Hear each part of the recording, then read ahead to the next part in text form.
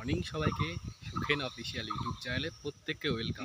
না ওই কি বলে এই ঝুলগুলো পরিষ্কার করা হয়নি, মানে প্রায় প্রায় করা হয়, একটু টাইম পাইনি বললাম না, প্রচণ্ড কাজের প্রেশারে। তো এই জিনিসগুলো করা হয়নি। তো এই ঝুল থাকলে বলে তো কী হয়, যখন এই পাখা চালানো হয় না তখন এইগুলো উঠতে থাকে। ধরো ইনকেস মনে হলো, আর আমি তো কখনো বিছানার উপর খাবার খাই না কোনো দিনই, এটা মা থাকতে খুব বারণ করতো। ছোটোবেলায় যখন খেতাম মা পেটাতো ধরে, ঠিক আছে। তো বিছানার মধ্যে আমি কিছু খাই না, খেলেও না, হয়তো নিচে খাই, আর তো ডাইনিং টেবিলের উপর বসেই খাই। তো কি হয় এখানে, ধরো বসে আছি, ঘুমিয়ে আছি, গায়ের উপর ময়লা পড়ে, জানো তো, এই ঝুল থাকলে পরে, ফ্যান চালালে পরে। আর দেখতেও তো বাজে লাগে, একটা মানুষ যদি ঘরে আসে, রাস্তার পাশে বাড়ি, যখন তখন যে এসে চলে আসতে পারে। বাবার বন্ধু বান্ধব ধরো এখান থেকে যাচ্ছে, তো এই দেখো কেমন ঝুল, দেখেছো, চোখে পড়েছে, দেখেছো কেমন ঝুল। জায়গায় ক্যামেরা বোঝাচ্ছে কিনা,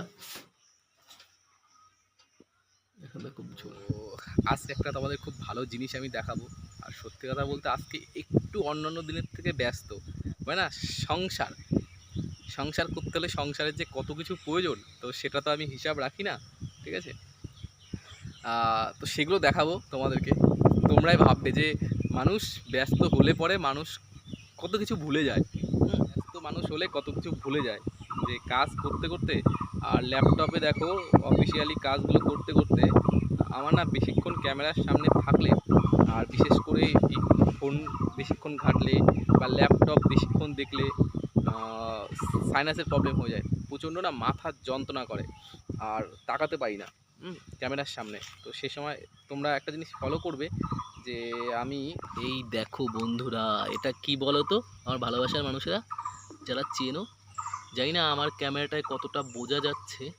দেখো কত কুলেখাড়া, দেখেছো, এখান দিয়ে কত কুলেখাড়া গাছ, দেখো, দেখেছো কত কুলেখাড়া, অনেক হয়েছে। এই পুরো বর্ষায় না পুরো কুলেখাড়ায় ভরে যাবে। হ্যাঁ, কুলেখাড়া আছে, তারপরে এই দেখো আর কি আছে, এই যে থানকুনির পাতা।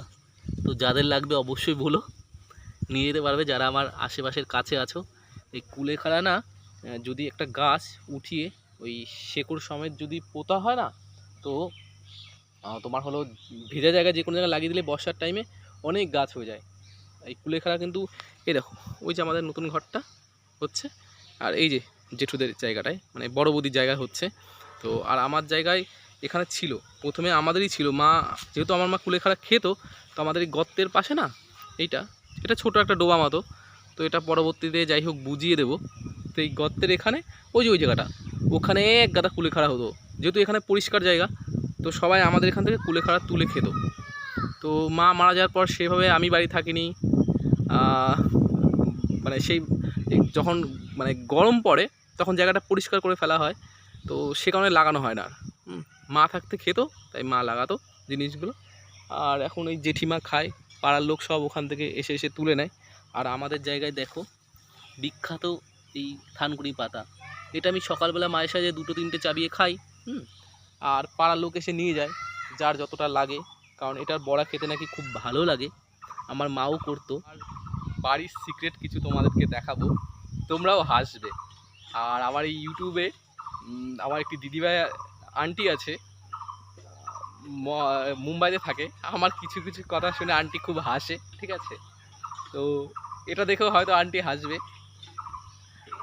সকালবেলা করেই চলে এসেছি কিছু, মানে এই কুলেখাড়া শাক তুলতে, আর এই থানকুনি পাতা, যেটা তোমাদেরকেও দেখাচ্ছি। আমি যে জিনিসটা দেখাবো, যে কাজের ব্যস্ততার মাঝখানে পুরুষ মানুষের সংসার।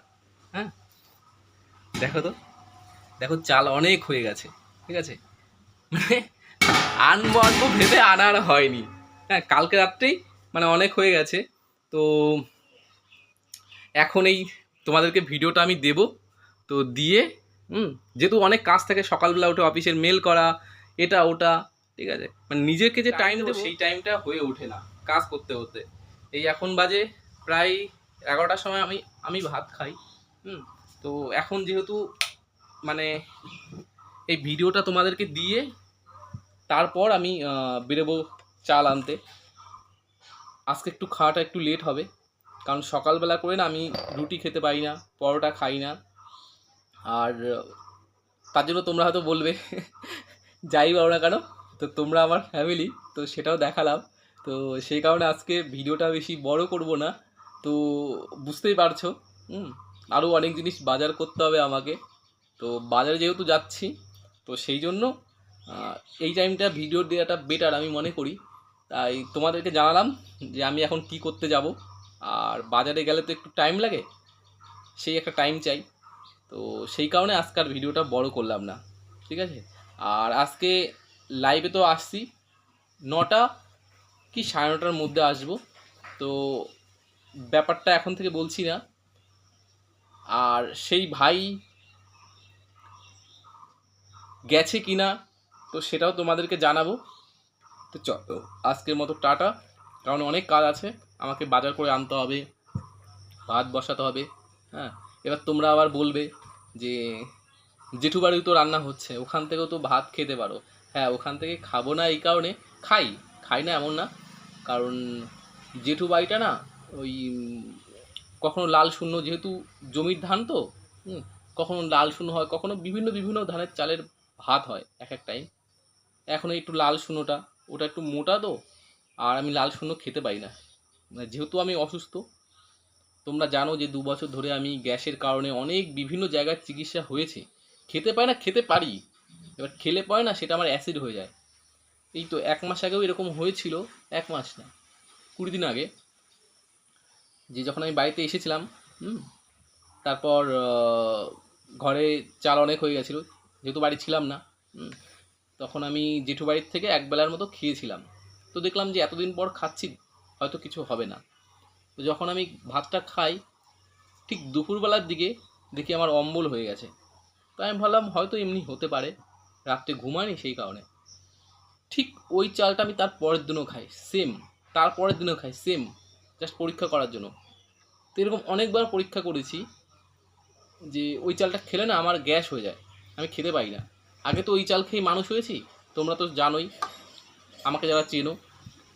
আর এই অসুস্থতার কারণে খেতে পারি না, সেই জন্য না মিনিকেট চিকনটা খাই। ওটা খেলে আমার শারীরিক দিক থেকে কোনো রকম কোনো অসুবিধা হয় না, আর কষ্টও হয় না। তো সেই কারণে খাওয়া, ঠিক আছে। নাহলে আবার তোমরা ভুল বুঝবে যে জেঠু বাড়ির রান্না হচ্ছে, জেঠু বাড়ি থেকেও খেতে পারো, এই কারণে খাই না, শুধু তরকারিটা নিই। তো চলো আমি বাজারটা করে আসি,